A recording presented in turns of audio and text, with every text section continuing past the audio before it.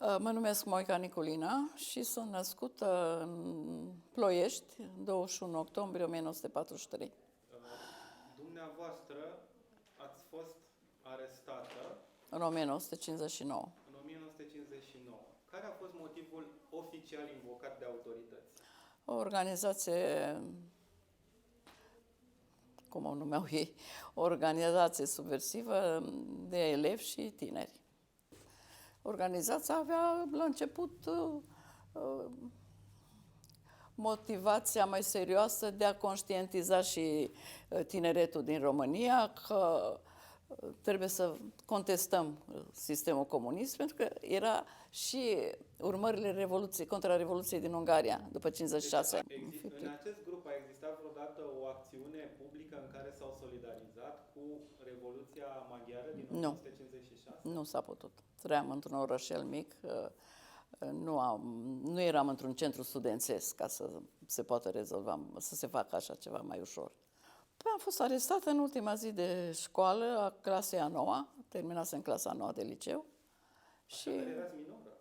Bineînțeles, aveam 15 ani și 7 luni.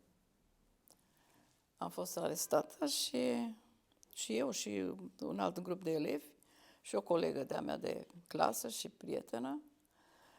Și în final, în boxă, la tribunal, ne-am trezit 19 persoane. Eu nu cunoșteam decât elevii, colegii mei și pe tata, pentru că l-au luat și pe tata. Și după 3 luni de anchetă a avut loc procesul. Condamnările au fost foarte, foarte mari pentru vârsta noastră. Șeful de lot a luat 25 de ani, eu și tatăl meu 20, colega mea 20, au fost câteva persoane. Pentru condamnarea care cum a fost formulată? Organizație subversivă contra regimului comunist. Și pentru asta v-au dat 20 de ani? Da. Am sentințe, nu sunt povești.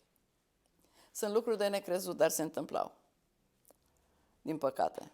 Și cum a avut loc procesul ăsta, de fapt? Procesul ăsta a avut loc la tribunalul. Bineînțeles că am ajuns la securitatea din Târgu Mureș, pentru că era județul la Târgu Mureș, era și securitatea acolo era. Și Tribunalul Militar Cluj, în deplasare la Târgu Mureș, ne-au judecat, pentru că toți politicii au fost judecați de tribunale militare. Înțeles, păi nu erau anchete, nu prea erau anchete fără bătăi și fără constrângeri. Stați puțin, fiind minoră, da. Nu aveați alt regim? Deci multă lume nu înțelege, mai ales dumneavoastră care sunteți de o vârstă mult mai fragedă, ce s-a întâmplat sub comunism. Nu le păsa lor că erai minor. Nu le păsa lor că erai minor. Ai avut același regim de pușcărie, condamnările dovadă că au fost mai mari. Deci n-au ținut cont că ești minor. Au fost copii și de 12 ani arestați prin anii 50. Deci ați primit această... Procesul 2 zile, dar ancheta a fost 3 luni.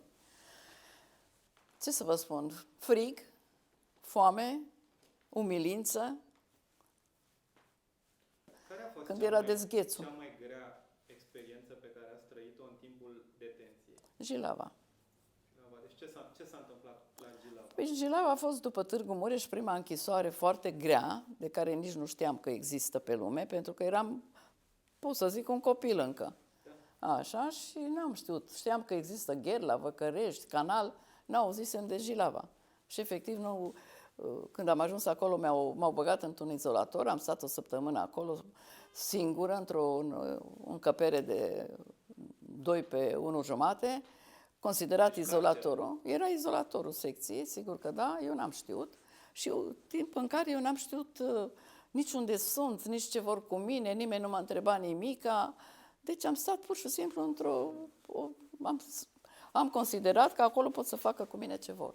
Pentru că erai și în groapa aia acolo, că știți foarte bine cum e Fortul 13, și eram conștientă că acolo n-are cine să știe ce se întâmplă cu noi. Speram să... posibilitatea să vă terminați școala? Asta e o altă poveste.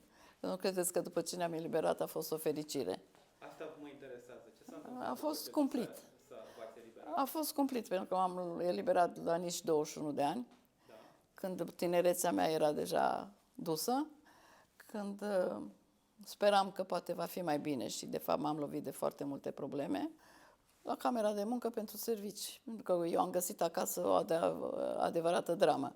Mama fusese obligată să divorțeze de tata, pentru că altfel nu-i dădeau servici, după vreo 3 ani de zile. La rândul său închis. A fost închis, a stat și el ca și mine 5 ani și câteva zile. Și deci la mine a fost situația puțin mai specială pentru că am găsit o adevărată nenorocire acasă. Dat afară din casă, foarte târziu i-au dat servici de... Și-a pierdut casa. A fost dat afară din casă, au persecutat-o, nu i-au dat servici, nicio posibilitate să-și câștige o pâine. A fost nevoită să facă menaj. Păi trebuie să facă menaj ca să trăiască, să se descurce. Din ceva trebuie să... Obligată să lucreze. Ca să lucreze, a trebuit să divorțeze. Nu i-au dat servici până n-a divorțat. N-a divorțat. Așa. Deci a fost constrânsă să... Tata dincolo în închisoare și eu la fel. Și pe urmă m-am dus la școală să văd ce fac cu studiile, cum îmi termin studiile. Ce s-a întâmplat lucrurile acolo? Păi a fost și acolo o întreagă tragedie, pentru că noi pe urmă am aflat, după eliberare, că în perioada când a fost procesul, era și început de an școlar, că a fost în septembrie, au făcut careul la școală, în curtea școlii și în fața întregii școli am fost exmatriculați în toate școlile din țară. A fost o formalitate. Din care nu erați... Nu aveam voie nicăieri să facem Deci studii. nu aveați voie să faceți, să frecventați nicio formă de studii? Deci după ei, da, la vremea respectivă, în 59, asta au hotărât. Aha. Și nici în Pentru că și 64 școala a nu avut de aveați suferit, directorul a fost dat afară, tot a fost o întreagă nebuneală atunci în orășelul ăla mic. 21 de ani ce ați făcut? Ați încercat să vă continuați școala? La 21 de ani, directoarea școlii, care fusese și profesoara mea de geografie înainte și mă știa, mi-a spus, nu ai ce face decât să faci cerere la Ministerul Învățământului să-ți aprobe să-ți continui școala. Și am făcut cerere și după un timp ne-au acceptat la fără frecvență, nici măcar la seral. Noi am cerut la seral, pentru că era pauză de 5 ani, era greu de recuperat, eu eram conștientă că nu este chiar așa de simplu și nici nu sunt genul să profit de niște lucruri și atunci am spus că nu va fi ușor și trebuie să văd ce fac. Pentru că nu aveam nici servici, nici nimic. Dumneavoastră încercați să terminați liceul. Da, da. Și deci am terminat la fără frecvență, destul de greu a fost, cum vă spuneam, a fost pauza de 5 ani și în acești timp... Când ați absolvit liceul, de fapt? Păi, cred că aveam vreo 25. 25 deja. Da. Și pe urmă, după ce am terminat liceu, am dat diferențe la un liceu economic, pentru că între timp a început și nenorocirea cu serviciu, cu încadrarea în muncă.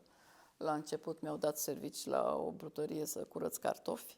Asta după terminarea liceului? Nu după terminarea liceului, după ce am ieșit din pușcărie, că oarecum erau obligați să ne dea un loc de muncă, să nu fim cerșetori chiar. Dar în munci de jos. Au fost cazuri că au dat și la deratizare.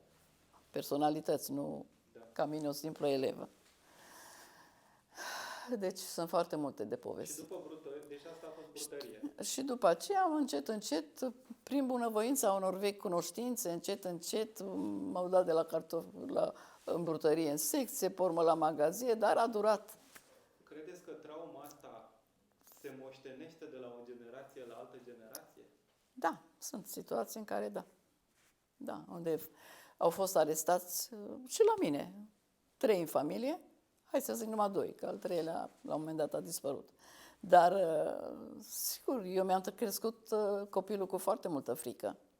Mă gândeam, pentru că a ajutat Dumnezeu că a fost și un copil muncitor, mă gândeam ce va putea face, dacă va fi urmărită, dacă...